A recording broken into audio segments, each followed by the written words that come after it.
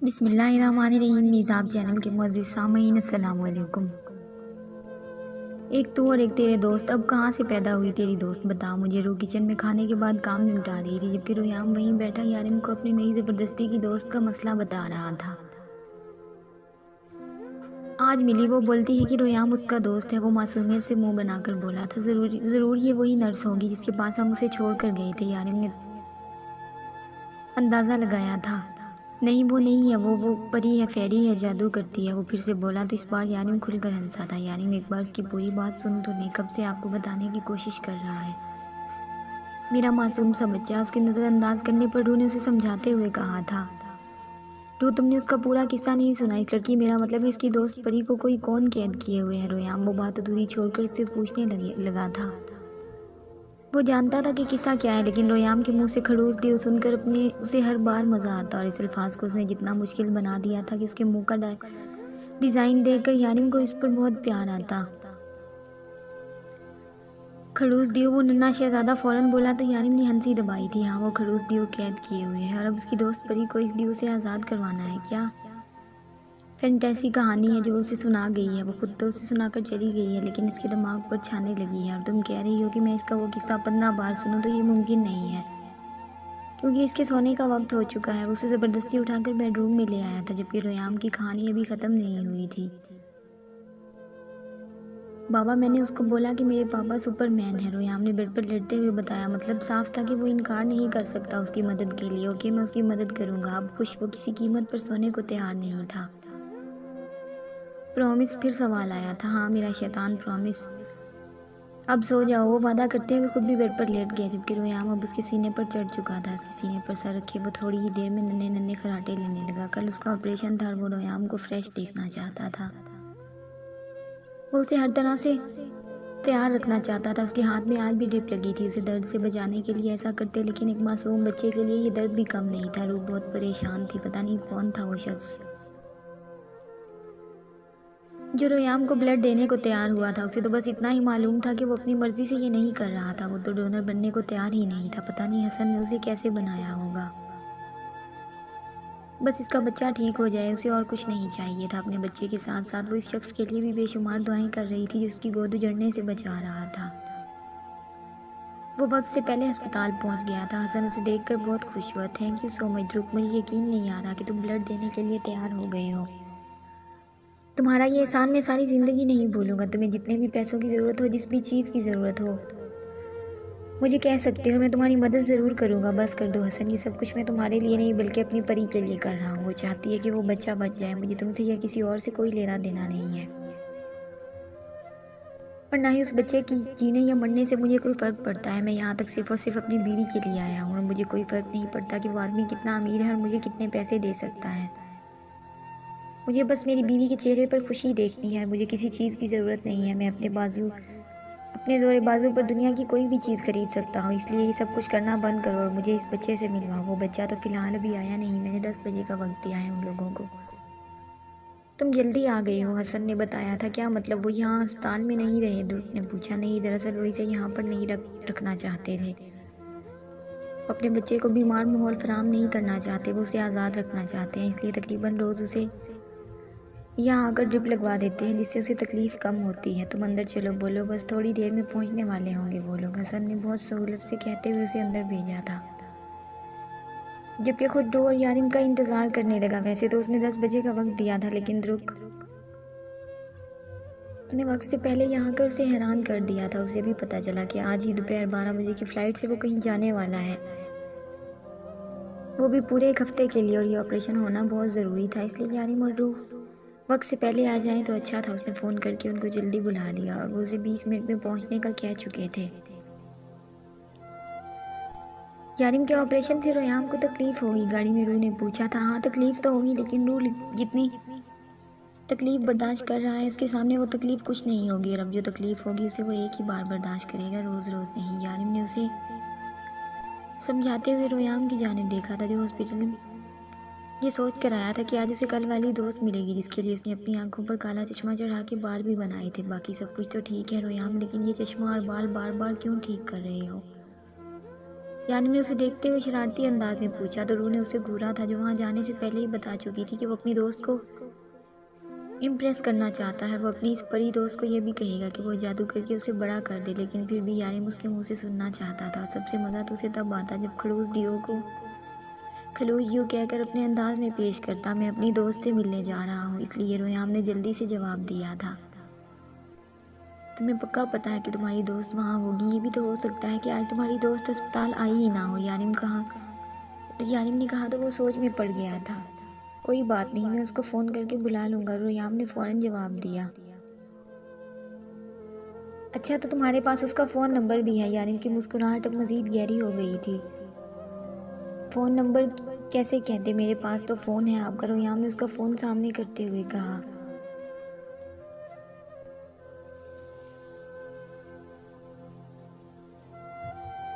मेरे बेवकूफ़ बच्ची को पटाने के लिए नंबर चाहिए होता है, यानिम ने कहका लगाते हुए कहा। तो रूह ने घूर कर उसे देखा और लगे हाथ उसके कंधे पर चिप भी लगाई थी। आप हर बात को अपने अंदाज में ना लिया करें, आपकी तरह नहीं है मेरा बच्चा रोयाम। अगर वो नहीं भी हुई तो ना तो भी कोई बात नहीं, हम फिर कभी मिलेंगे आपकी दोस्त से, रूह ने प्यार से देखते हुए कहा था, जो कि वो मुंह बसोर कर बैठ गया था। उसके अस्पताल जाने का कोई फ़ायदा नहीं होने वाला था। वो तो अपनी दोस्त को मिलने वाला था और ना ही वो उसको बताने वाला था कि इसके बाबा ने उससे वादा कर लिया है कि वो उसे उस खड़ूस देव से बचा लेंगे। कर दिया ना मेरे बच्चे को उदास। रूह ने पिछली सीट पर यानिम के फ़ोन में मसरूफ़ अपने बच्चे को देखा था, जो सीट बेल्ट पहने उदास सा मोबाइल में गेम खेल रहा था। अरे मुझे थोड़ी ना पता था बच्ची, मेरा मतलब है ये अपनी दोस्त की वजह से इतना उदास हो जाएगा। यानिम जो अभी तक इस बात को अपने अंदाज में ले रहा था, रूह की घुड़ियों पर फ़ौरन बात बदल गया। फिर मुस्कुराकर ड्राइविंग की तरफ फोकस किया था। फिलहाल तो सब कुछ नॉर्मल था, लेकिन आने वाले वक्त को लेकर वो बहुत ज़्यादा परेशान था। पता नहीं क्या होने वाला था। वो रूह के सामने अपने आप को बहुत नॉर्मल जाहिर कर रहा था, लेकिन ये बहुत खतरनाक ऑपरेशन था जिसका नतीजा कुछ भी निकल सकता था। सबसे अच्छी बात तो ये थी कि रोयाम की कंडीशन बहुत अच्छी थी, लेकिन उसका खून सूखता जा रहा था। अगर ये कहा जाए कि रोयाम तकलीफ बर्दाश्त नहीं कर रहा था तो ये गलत था। दवाइयाँ इतना ही असर दिखा रही थी जितना दिखा सकती थी। उसके बाद रोयाम कौन सी तकलीफ झेल रहा था ये कोई नहीं जानता था। 2 दिन पहले उसने इसी अस्पताल में ब्लड कैंसर के मरीज देखे थे, जिनकी उम्र तकरीबन 40 बरस से ज़्यादा थी और वो दर्द से तड़प रहे थे। हर वक्त मशीनरी में मौजूद होने के बावजूद भी दर्द उन पर पूरी तरह से हावी था। तो न जाने इसका मासूम सा बच्चा जो अभी सिर्फ 2.5 साल का था, ये तकलीफ़ कैसे बर्दाश्त कर रहा था।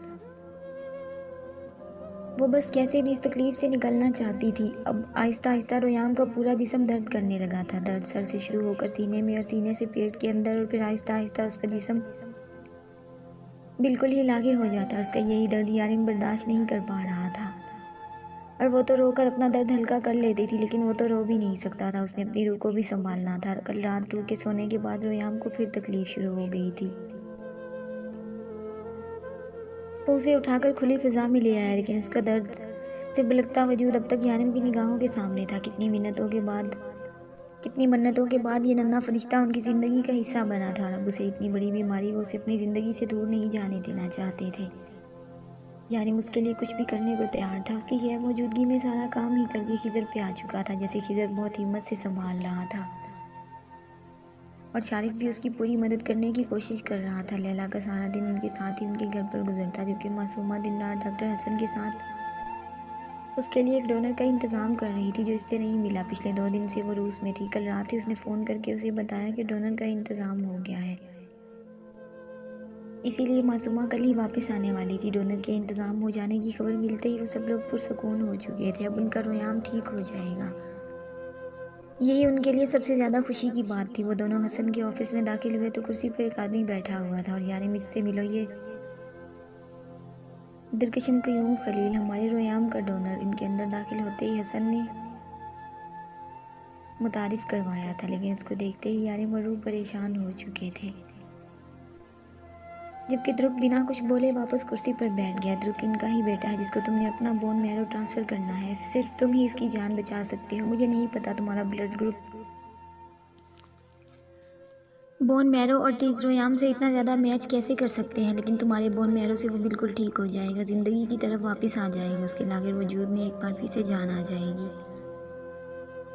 वो अपने बचपन को खेल कर जी सकेगा, हसन इसे बता रहा था, जबकि ध्रुव के चेहरे पर एक तंजिया सी मुस्कुराहट थी जिससे वो यारिम को देख रहा था। रुको हसन रुको, तुम तो पागल ही हो जाते हो कोई बात बताते हुए। ज़रा अपने यारिम साहिब से पूछो तो सही, क्या वो मेरा बोन मैरो अपने बेटे के लिए लेना पसंद करेंगे? उसका अंदाज तन से भरपूर था। क्या मतलब है तुम्हारा? हसन जो पुरसुकून उसे अपनी बात बता रहा था उसके लफ्ज़ों पर हैरान हुआ था। इन्हें खून के रिश्तों पर भरोसा नहीं है। तुम जानना चाहते हो ना रोयाम के साथ ब्लड ग्रुप, बोन मैरो और टीज इतना ज़्यादा मैच क्यों कर रहे हैं? यार तुम तो बिल्कुल बेवकूफ़ हो। तुम्हें डॉक्टर किसने बना दिया? तुम्हें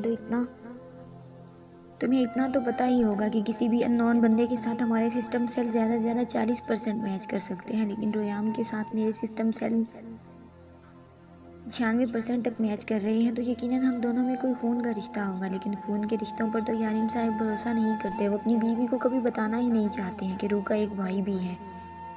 ठीक कह रहा हूँ ना मैं यारिम, तुम अपनी बीवी को ये बात बताना ही नहीं चाहते हो इसकी रू के साथ मेरा क्या रिश्ता है। लेकिन देखो ना, खुद ही हकीकत खुलकर सामने आ गई।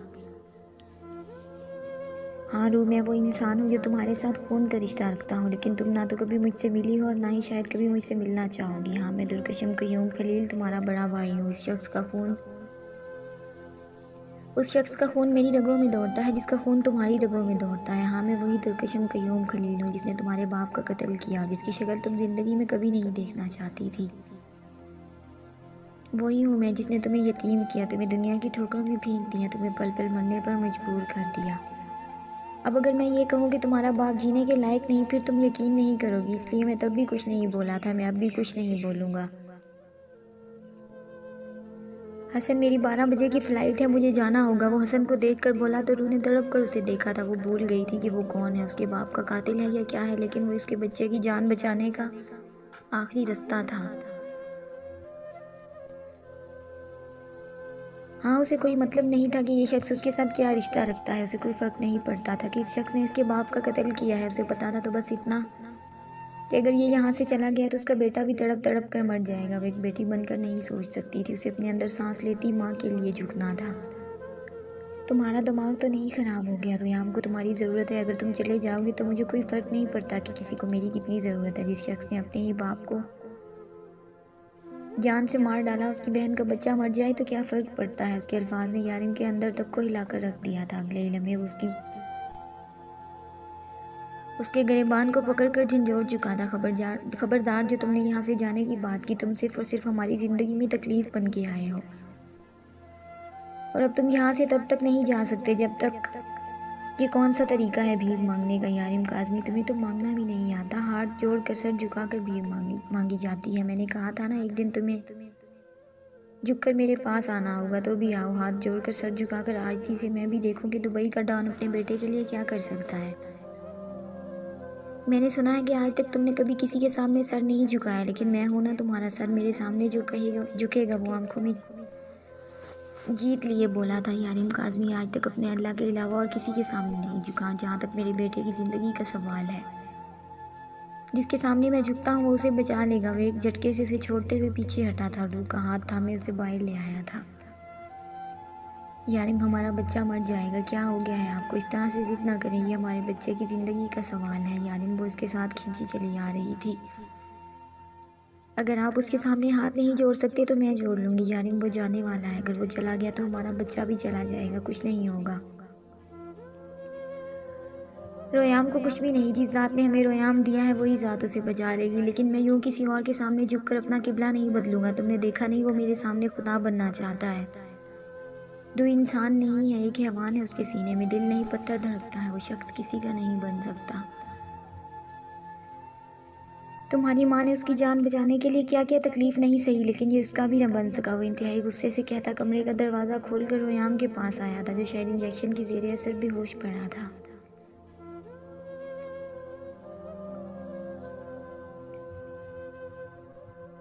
उसके हाथ पर ड्रिप लगी थी। उसने बहुत नरमी से और आहिस्तगी से उसके हाथ से ड्रिप उतार कर उसे अपनी बाहों में उठाया था। सर, बच्चे का ऑपरेशन होने वाला है। आप क्या कर रही हैं? हमारे बच्चे का कोई ऑपरेशन नहीं होने वाला। रू, मासूमा को फ़ोन करो, उसे कहो कि वापस आने की ज़रूरत नहीं है। लैला को फ़ोन करके कहो कि वो इटली चली जाए। वो रोयाम को उठाकर रू से कहने लगा था। कमरे से बाहर निकला तो दुरुक सामने से ही नज़र आया था। कर लो कोशिश जितनी करनी है, लेकिन तुम्हारा बच्चा महफूज तभी होगा जब इसकी रगों में एक कातिल का खून दौड़ेगा। और ऐसा तभी होगा जब यारिम काज़मी मेरे पैरों पर झुककर अपने बेटे के लिए भीख मांगेगा। झुक जाओ यारिम, हो सकता है इस बार अल्लाह भी यही चाहता हो। कोई भी इंसान परफेक्ट नहीं होता, तुम्हें अपना गरूर तोड़ देना चाहिए। वो कहते हुए उसके करीब से गुजर चुका था। रूह ने उसके पीछे जाना चाहा, लेकिन यारिम उसका हाथ थाम चुका था। वो जानता था कि वो उसके सामने भीख मांगेगी अपने बच्चे की ज़िंदगी के लिए, हर हद पार कर जाएगी। लेकिन यारिम ना तो खुद झुकने को तैयार था और ना ही वो अपनी बीवी को इस बेहिस और पत्थर दिल इंसान के सामने झुकने दे सकता था, जिसे अपनी ही बहन के बच्चे से इसलिए जिद थी क्योंकि वो यारिम को चुकाना चाहता था। जारी है दोस्तों अगर आपको वीडियो पसंद आए तो इसे लाइक और अपने दोस्तों के साथ शेयर लाजमी करें। और अगर आप मेरे चैनल पर नए हैं तो चैनल को सब्सक्राइब करें और साथ में लगे घंटी के बटन को ज़रूर दबाएं ताकि हर नई वीडियो का नोटिफिकेशन आप दोस्तों तक सबसे पहले पहुंच सके। मिलते हैं नेक्स्ट एपिसोड में, तब तक के लिए अपना ख्याल रखें और दुआओं में याद रखें। अल्लाह हाफिज़।